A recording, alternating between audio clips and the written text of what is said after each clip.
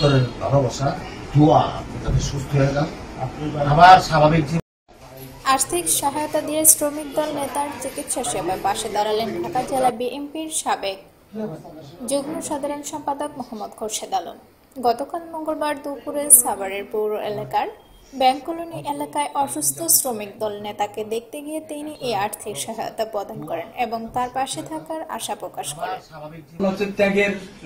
ত্যাগের মূল্যায়ন ত্যাগই করে।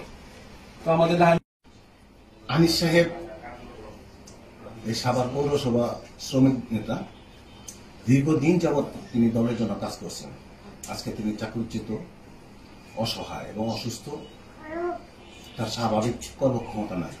আমি দলের ভারপ্রাপ্ত চেয়ারম্যান তারেক রহমানের পক্ষ হতে আসছি, ওনার একটা আর্থিক অনুদান দিয়ে গেলাম।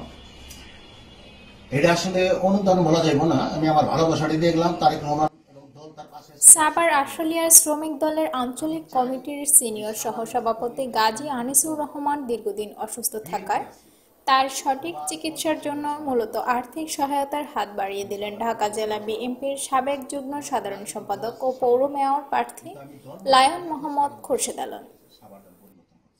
মঙ্গলবার দুপুরে দলের নেতাকর্মীদের সাথে নিয়ে সাভার পৌরসভার ব্যাংক কলোনি এলাকায় গাজী আনিসুর রহমানের বাসায় গিয়ে তার শারীরিক অবস্থার খোঁজ খবর নেন।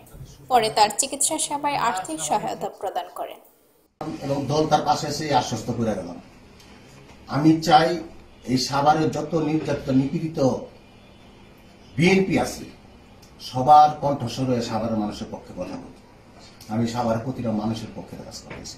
আমার একটা রাজনৈতিক দল আছে স্বাভাবিক, কিন্তু আমি দলমতের ঊর্ধ্বে উঠে সাভারের মানুষের সেবা করতে চাই, সাভারটার পরিবর্তন করতে চাই। আমি সাহেবের সময় আন্দোলন সংগ্রামে একসাথে আমার সাথে রাজপথে ছিল, বাবু ভাই সাথে একসাথে রাজপথে ছিল। উনি একটা অসহায় হয়ে গেছে। তার ছেলে আতিক রাজু এই যে আমার পাশে আছে, ও জুলাই যোদ্ধা, ও আহত ছিল। তো এদের তো আসলে যারা ত্যাগী তাদের তো মূল্যায়ন করতে হবে, কেউ না করুক, আমি তাদের পাশে আছি। আমি আমার জায়গা থেকে সবসময় সাভারের যত অসহায় মানুষ আছে আমার সাধ্য মতো আমি সবসময় তাদের পাশে আছি। আর সাভারের মানুষের কাছে আমার অনুরোধ, আপনারা যাদের সামর্থ্য আছে অন্য যে কোনো অসহায় মানুষের পাশে দাঁড়ান। আমরা সাভারটাকে পরিবর্তন করি, সাভারটাকে সুন্দর একটা বসবাসযোগ্য সাভার গড়ে তুলি।